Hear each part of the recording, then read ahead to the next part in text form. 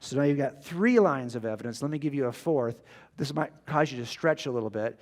This might explain how you might have the beginning of space and matter, but how do we explain the fact that we believe we are in a universe in which time also began at the beginning? Really? Time has a beginning? Yeah. You hear that expression all the time, before time began, but they're actually, it's kind of hard to say that because can you use a word temporal, a word like before, if there's no time to measure before with? But the point is, I want you to look at it this way, like a racetrack. This is called the Law of Infinite Regress. Imagine you're on this racetrack, and I put you at the starting line, and I say, okay, get ready, all of you. We're going to have a race. This race is wide enough, the track's wide enough that all of us can run simultaneously. Wouldn't that be awesome? Some of you in this room are really fast. Some of you are pathetic old people like me. I can tell you who's who. I can see all you people, okay? I can tell you who's probably going to win. And what losers are in the room. I tell you right now, I can see you, okay? If you've got gray hair, I'm sorry. You're going to come in toward the back. I know. This is the way it is. That's me too.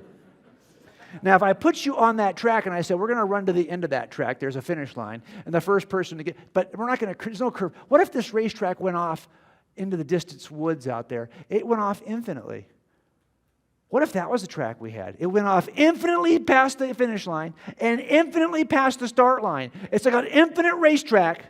That's what you're standing on, at the starting line, and you're getting ready. You put your blocks in the ground. You push them down, put your little, you're set, you're good. You put your feet in the blocks, you're ready to take off. I get my starting pistol up in the air. I'm ready to start your race. You ready? Get set. Stop. I'm not going to go. I want you to do me a favor before you start. Everyone back your blocks up 6 inches. Really? Yeah, just do it. Okay, you do it. Ready? Set. Stop. Back it up 6 inches. Are you kidding me? Yeah.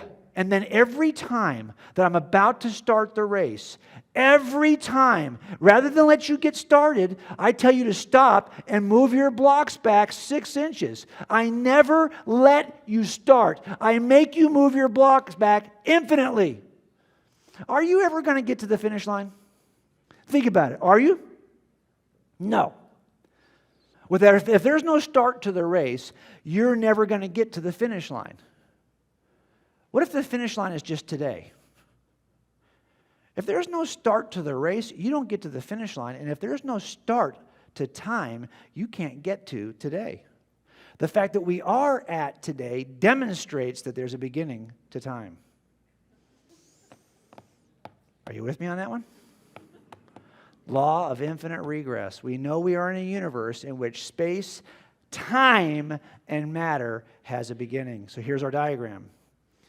We didn't even talk about helium, which we could, or mathematics, which we could.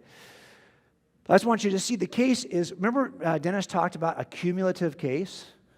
When we do these in front of juries, they look like this. They are cumulative cases built on several lines of evidence that all point to the same conclusion. Now look, people will say all the time, well, Jim, I don't know. I don't know. I just don't think.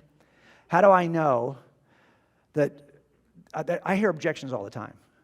And by the way, atheists do not like the idea that we have a beginning to our universe. They are working hard to get rid of the beginning. Because if there is a big bang, there's a big banger. We've got to explain what that is. And the big banger has to be non-spatial, non-material, non-temporal.